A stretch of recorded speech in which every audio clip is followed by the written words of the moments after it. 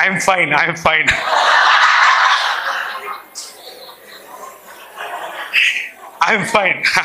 అంటున్నా. వాడు ప్రతి ఒక్కడు ఇంగ్లీష్లోనే మాట్లాడతాడు. ఇప్పుడు మా కంపెనీలో నా కంపెనీలోనే జనరల్ మేనేజర్గా ఒక ఆయన ఉన్నాడు. ఆయన పేరు జార్జ్ గారు. ఆయన పోపు డైపర్ మాట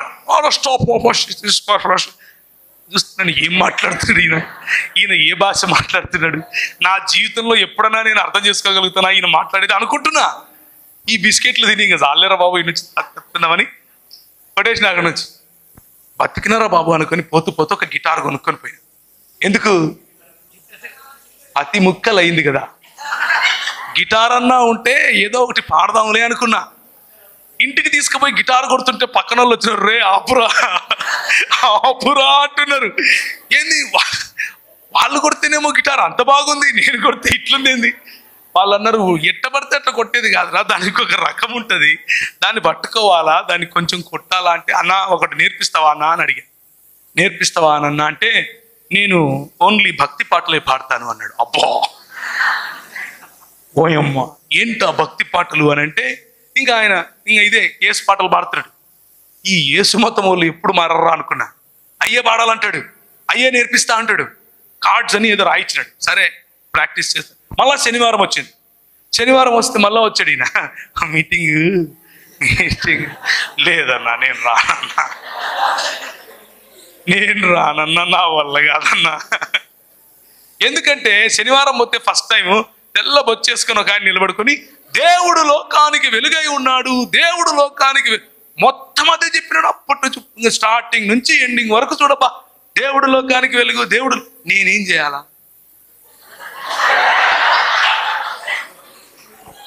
ఇప్పుడు నాకేంటి ఆయన వెలుగైతే కదా, నేనేం చేయాలి ఇప్పుడు? సరే అయిపోయింది, టీ తాగితే బిస్కెట్ తాగితే ఇంటికి వస్తే అయిపోయింది కదా, మళ్ళా పోదామంటాడు. నేను ఎట్లో తప్పించుకోవాలని చాలా ప్రయత్నం చేసిన. ఇంత లేడు, తీసుకుపోయాడు. మళ్ళీ శనివారం వచ్చింది, మళ్ళా పోయినా. పోతే మళ్ళా తెలవచ్చు ఆయన ఉన్నాడు. సచ్చింద్రా గొర్రె అనుకున్నా. మళ్ళా దేవుడు లోకానికి వెలుగై ఉన్నాడు, దేవుడు 10 నిమిషాలు మాట్లాడిన తర్వాత 15వ నిమిషంలో ఇలా చూసి నన్నే చూస్తున్నాడేమో అనిపించింది. నీవు లోకమునకు వెలుగై ఉన్నావు అంటున్నాడు. నేను ఎట్లా లోకానికి వెలుగై ఉంటా? నా దగ్గర వెలుగు ఉంటుంది కానీ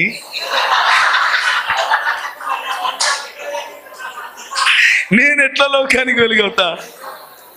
ఇంపాసిబుల్ అనుకుంటున్నా. ఎట్లయితే నేను అది మైండ్కి పట్టుకుంది. ఆ ఒక్క మాట, నీవు లోకమునకు వెలుగై ఉన్నావు అన్నమాట. చూస్తారా మత్తయి సువార్త 5వ అధ్యాయం 14వ వచనం. Matthew chapter 5:14. మత్తయి సువార్త 5వ అధ్యాయం. కొండ మీద నుండి పట్టణము మరుగై ఉండదు. A city that is set upon a hill cannot be hidden. You are the light of the world. నీవు లోకమునకు వెలుగై ఉన్నావు. ఇది నాకు మైండ్కి పట్టింది. ఇప్పుడు జలగా పట్టింది అనుకో, అంత ఈజీగా వదులుతుందా? రక్తం పీలుస్తుంది. అట్లా పట్టింది. నాకు అర్థమైతే లేదు, ఏంది నేను లోకానికి వెలిగేంది.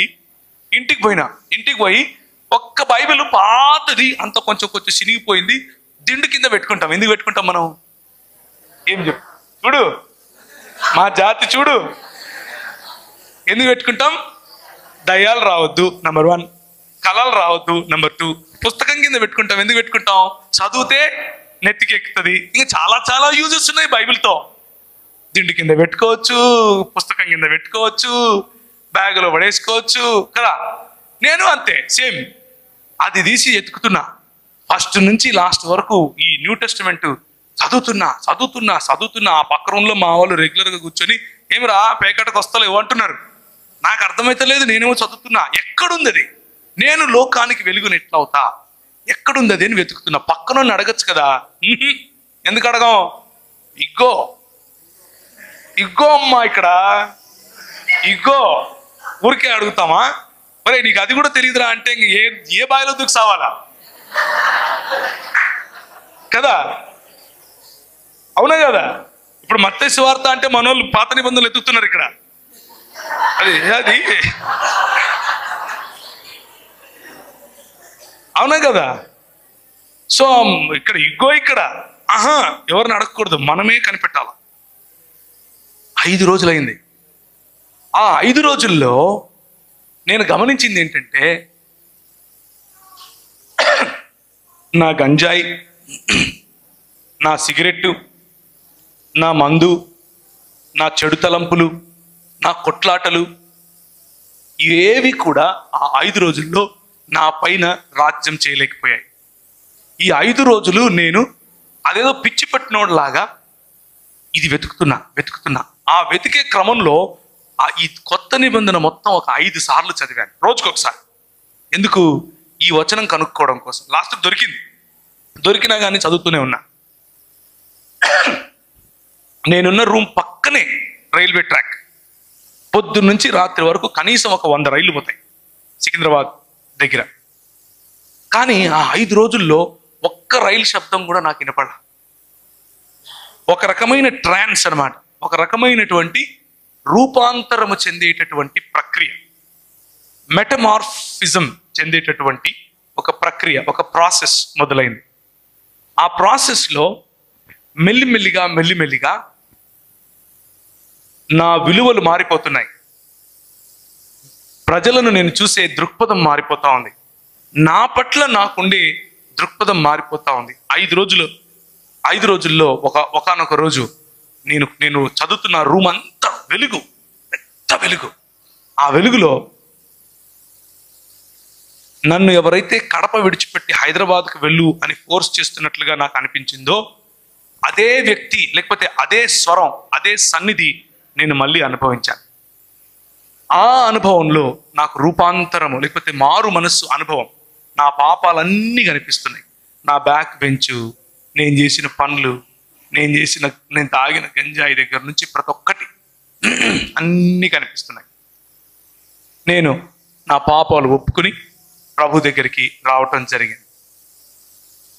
ఇది ఇంకొక రకమైన ఫ్రెండ్షిప్. అయిన వెంటనే అన్న 5 నిమిషాలు ఉందాక అయిన వెంటనే కొన్ని రోజులు ఈ చెప్పనాశక్యమైన సంతోషం, చెప్పలేము ఎవరికి, అంత ఆనందం. నాలో నేనే నవ్వుకునేవాడిని, నాలో నేనే ఏడ్చుకునేవాడిని, నాలో నేనే బస్ ఎక్కి ఎక్కడికో గోల్కొండకి వెళ్ళిపోయేవాడిని. ఈయనున్నాడు కదా, ఒక ఆయన నన్ను తీసుకుపోయినాడు కదా యూత్ మీటింగ్కు. ఆయన వచ్చేస్తాడు ఇంకా పొద్దున్నే గిటార్ ఎత్తుకొని, ప్రవీణ్ పోదామా? ఓకే అన్న పోదాంపా. అలా ఒక రకమైన ట్రాన్స్లో బ్రతుకుతూ ఉండేవాడిని. సంతోషం చెప్పుకోలేను అనమాట. ఇక నాకు జరిగింది నేను అందరికీ చెప్పాలి. మెహదీపట్నం అని, ఆ పక్క గోల్కొండని, ఈ పక్క అత్తాపూర్ అని, ఈ పక్క ఎక్కడ పడితే అక్కడ ఏ బస్సు పడితే ఆ బస్సు ఎక్కి వెళ్ళిపోవడం. కానీ వెంటనే ఏం జరిగింది అని అంటే, ఒక 6 నెలల తర్వాత మతం నన్ను పట్టుకుంది. మళ్ళా ఈ మతం అనే పురుగు కొడుతుంది.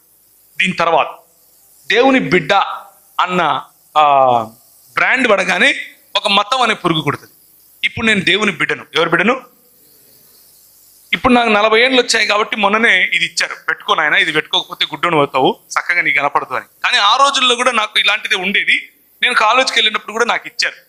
నేను ఒకరోజు వెళ్ళాను, ఇది కొనుక్కుందామని వెళ్ళి చూస్తున్నాను నన్ను ఇట్లా పెట్టుకొని. కానీ ఫ్యాషనబుల్గా ఉండేది ఏది కూడా నాకొద్దు. ఇది ఎందుకొద్దు? దేవుని బిడ్డను కదా. నేను ఏదన్నా పెట్టుకుంటే అవతలోడికి ఏమనుకుంటాడో, నేను రక్షింపబడలేదనుకుంటాడేమో. ఫ్యాషనబుల్గా ఎట్లుంటావు? ఫ్లవర్స్ పెట్టుకుంటే పరలోకం పోతావా అని అడుగుతారు కదా, ఆ టైప్ అనమాట. ఇప్పుడు నేను బట్టలు కొనుక్కోవాలి, మంచిగా ఉండే బట్టలు కొనుక్కోకూడదు. ఎందుకు? నాది దేవుని బిడ్డ హై, నేను ఫ్యాషన్తో ఉండను హై. ఇది మతం నేర్పుతుంది. వెంటనే మనిషిని తక్కువగా చూసేటటువంటి అలవాటు మతం నేర్పుతుంది. నేను చదివే బైబిల్ నాకు ఇచ్చినటువంటి స్వాతంత్రం నేను ఎలా ఉపయోగించాను అని అంటే, నా ఫ్రెండ్స్ని చూసి రైడ్ పొద్దున్నుంచి సాయంత్రం వరకు ఏరా తిన్నావురా అనేటోడిని బ్రదర్ భోంచేశారా అంటున్నా. వాడు ఇట్లా చూస్తున్నాడు, ఏమైందిరా నీకు, నిన్న వరకు బాగుండే కదరా, నువ్వు ఆసుపత్రి పోదాంరా అంటున్నాడు కదా. దీన్ని ఏమంటారంటే మతం అంటారు. ఏమంటారు? మతం ఏం చేస్తుంది అని అంటే బాహ్య మెరుగులు దిద్దే ప్రయత్నం చేస్తుంది. నువ్వు అసోసియేట్ అయినటువంటి నీ సర్కిల్ ఏదైతే ఉందో దానికి అనుగుణంగా దేవుణ్ణి కొలిచేందుకు నిన్ను ప్రోత్సహిస్తుంది. నీ దేవుడిని ఒక డబ్బాలో పెట్టి చూడడం కోసం నీకు ప్రోత్సాహం ఇస్తుంది. నేను రక్షింపబడిన రోజుల్లో జీన్స్ ప్యాంట్, అంటే ఆ రోజుల్లో జీన్స్ ప్యాంట్ కొంచెం బూట్ కట్ ఉండే జీన్స్ ప్యాంట్ ఉండేది. నేను బూట్ కట్ వేయను అని చెప్పాను. ఎందుకు అని అంటే అది ఫ్యాషన్ అన్న. నేను దేవుని బిడ్డ హై, నేను వెయ్యను హై. పాత రకమైన బట్టలు వేసుకొని పోవాలి. ఎందుకు? బుద్ధిమంతుడు పాస్టర్ కా బచ్చా హై. అవునా కదా?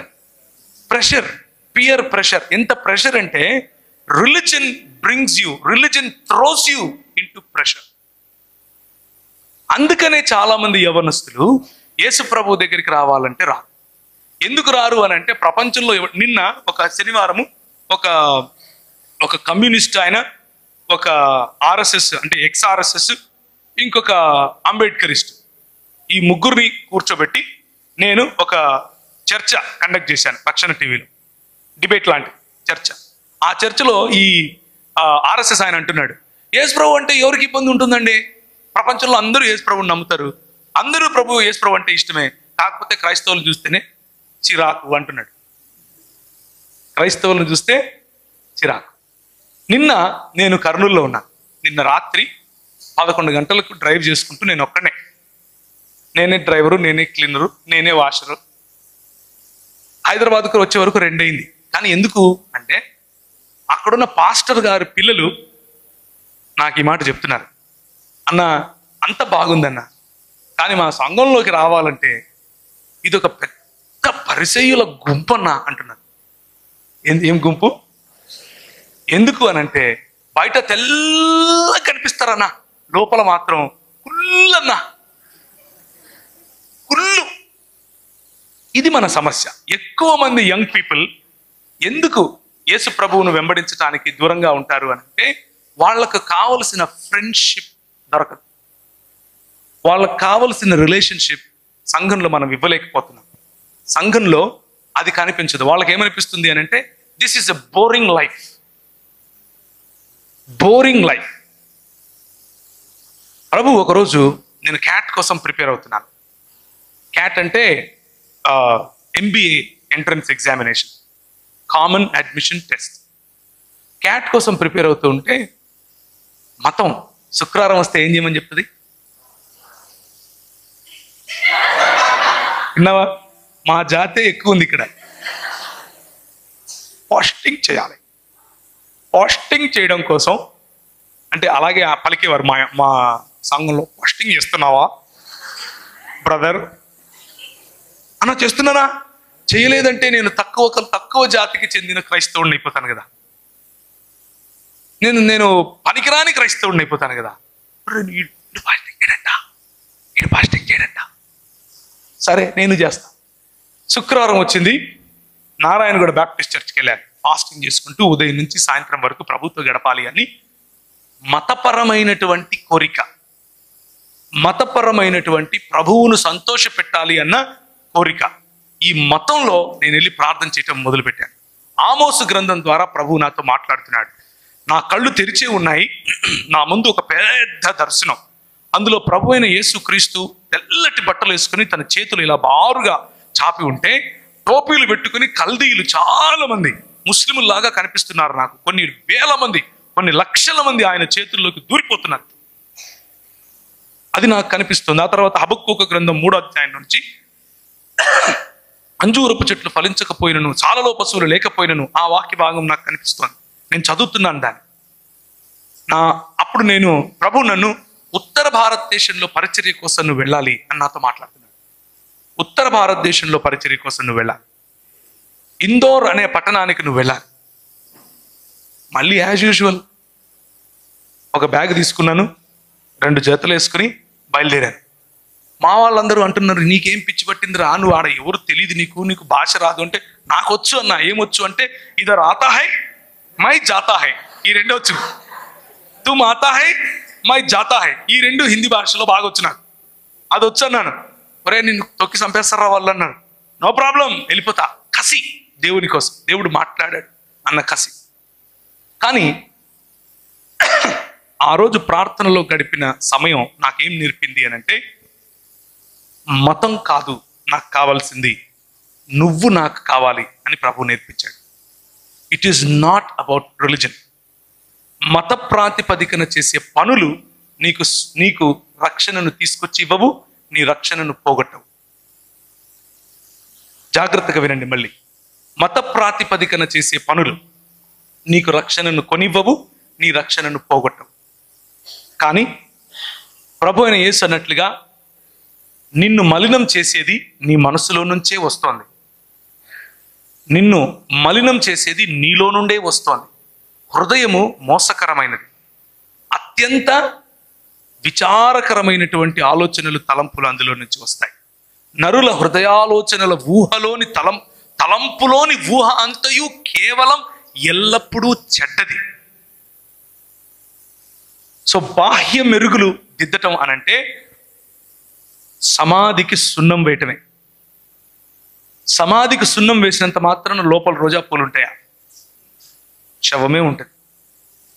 మతం కూడా అంతే, క్రైస్తవ మతం కూడా అంతే. అది ఏ మతమైనా సరే, ఇంక్లూడింగ్ క్రైస్తవ మతం. మతం అన్న rules and regulations, do's and don'ts, నీతి క్రియలుగా చెప్పబడేటటువంటి మతపరమైన క్రియలు మనల్ని సున్నము వేసిన గోడలుగా మారుస్తాయి. అందుకనే యువతులు చాలా మంది ఈ రోజుకు కూడా సంఘాల్లో ఇమడలేకపోతారు. సంఘంలోనికి రావాలి అని అంటే వాళ్ళకు బోరింగ్ అనిపిస్తుంది. ఎందుకు అనంటే, నాకు నచ్చిన మ్యూజిక్ ఉండదు. ఆయన ఎప్పుడో భూమి పుట్టక ముందు ఒక ఆయన పాట రాసింటాడు, ఆ పాటే పాడాలంటాడు మా పాస్టర్. ఇలాంటి మనకు కొన్ని అడ్డంకులు, ఆ అడ్డంకుల కారణంగా మనం ప్రభువు దగ్గరికి రాకుండా ఉంటాం. కానీ ఈరోజు ఉదయం I want to encourage you. నేను మిమ్మల్ని ఎంకరేజ్ చేయాలి అని ఆశపడుతున్నాను. ఫ్రెండ్షిప్ దట్ యు లాస్ట్, నీకు లోకంలో కనిపించే ఫ్రెండ్షిప్ ఏం చేస్తుంది అని అంటే, ఒక్కసారి బైబిల్ ఓపెన్ చేసి చూస్తారా? లోకంలో కనిపించే ఫ్రెండ్షిప్ నువ్వు తీసుకునే నిర్ణయాలపైన ఎలాంటి ప్రభావం చూపిస్తుంది అన్న విషయాన్ని గనక మనం చూసుకుంటే, కొన్ని దేవుని వాక్యంలో నుంచి వచనాలు చూసుకుని మనం ముగించుకుందాం. 1 సమూయేలు గ్రంథం 18వ అధ్యాయం 1 నుంచి 4 వరకు చదువుతారా? 1 సమూయేలు గ్రంథం 18వ అధ్యాయం 1 నుంచి 4 వరకు.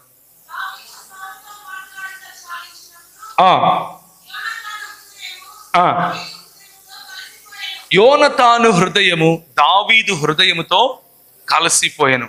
This is the kind of friendship that you want. నీకు ఇటువంటి ఫ్రెండ్షిప్ కావాలి. దావీదుకు యోనతానుకు ఉన్నటువంటి ఫ్రెండ్షిప్ నీకు కావాలి. యోనతాను తన తండ్రిని సైతము ఎదిరించి, తన తండ్రి చిత్తాన్ని సైతం లెక్క చేయకుండా దావీదుకు సహాయం చేస్తాడు. అటువంటి స్నేహం కోసం నీ హృదయము తహతహలాడుతూ ఉంటుంది.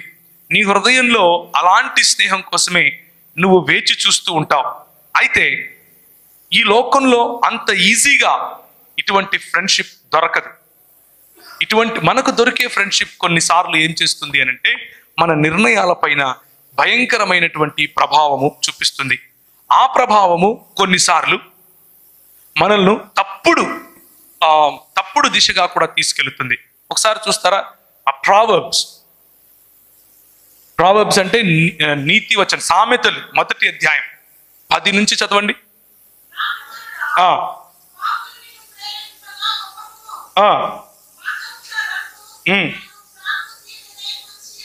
This is what happen to me. నాతో ఉన్నటువంటి నా స్నేహితులు నాతో కూడా రా అని నన్ను తీసుకెళ్లారు. కడపలో పోలీస్ స్టేషన్లలో నా ఫోటోలు పెట్టేవాళ్ళు. 17 సంవత్సరాల వయసులో నా పేరు చెప్పి గొడవలు జరిగేవి. నాకు 17.5 సంవత్సరాలు ఉన్నప్పుడు అటెంప్ట్ టు మర్డర్ కేసు, 17 సంవత్సరాలు ఉన్నప్పుడు బాంబులు వేసానన్న కేసు నా మీద. ఆల్ బికాస్, అంత కారణం ఏంటో తెలుసా? ఈ ఫ్రెండ్షిప్, మనల్ని ఉపయోగించుకునే ఫ్రెండ్షిప్, మన భుజం మీద వాళ్ళ తుపాకీ పెట్టి కాల్చే ఫ్రెండ్షిప్. ఇది లోకంలో కనిపిస్తుంది. భుజం మంది, తుపాకీ మాత్రం వేరే వాడిది.